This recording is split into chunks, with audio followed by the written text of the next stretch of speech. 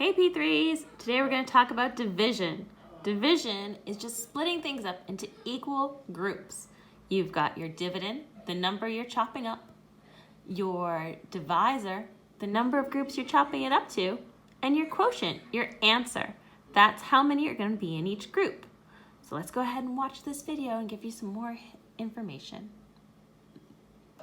Let's make a decision to learn about division. We'll split numbers into equal groups or parts equally.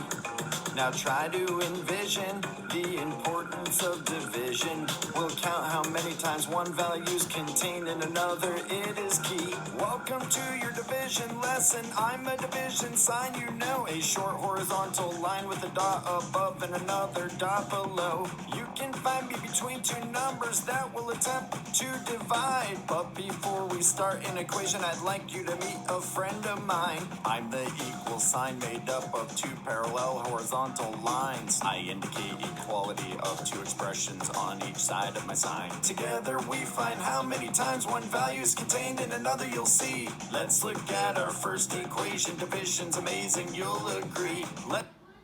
Wait a second. You know that already. Look at that. Look at that. 15 divided by 3 equals 5. Well, if we did the turnaround fact, we did the opposite, we could say 5 times 3. You already know that. 5 times 3 equals 15. So our multiplication facts can be used to figure out our division. Let's keep learning. First equation, division's amazing, you'll agree. Let's take this 15 and divide it by 3. How many times can the 3 go into 15? Let's find out and see. Let's make 3 circles that represent the 3 and add a single dot in each until we reach the number 15. 1, 2, 3, 4, 5, 6, 7, 8, there is more. 9, 10, 11, 12, 13, 14, 15, you're doing well. Now that we have reached the total number of 15 dots, you can count the dots in one circle to get the answer we have sought. 1, 2, 3, 4, and 5. 5 is the amount of times 3 can go into 15 after we divide the number of dots in one circle when we split 15 into 3. 5 is the amount of times 3 goes into 15 equally. You're doing great, let's move on to the next equation. After you learn to divide any number, you'll be a math sensation. Let's take this 14 and divide it by 2. Let's see how many times 2 fits into 14 and then we will be through. Let's make 2 circles that will represent the 2.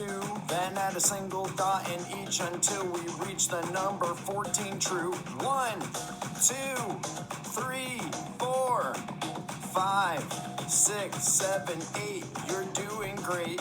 9, 10, 11, 12, 13, 14, your counting is really swell.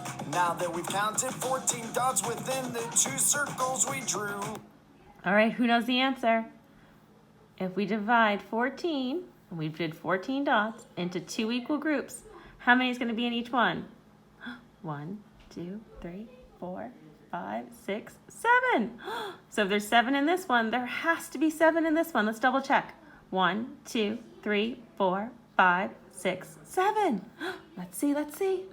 Let's count how many dots are in one circle to see how many we accrued. 1, 2, 3, 4, 5, 6, and 7. 7 is the answer that we're looking for in this equation. This tells me 2 goes into 14 7 times. This is how you do basic division. Now pick 2 numbers and Wait a second.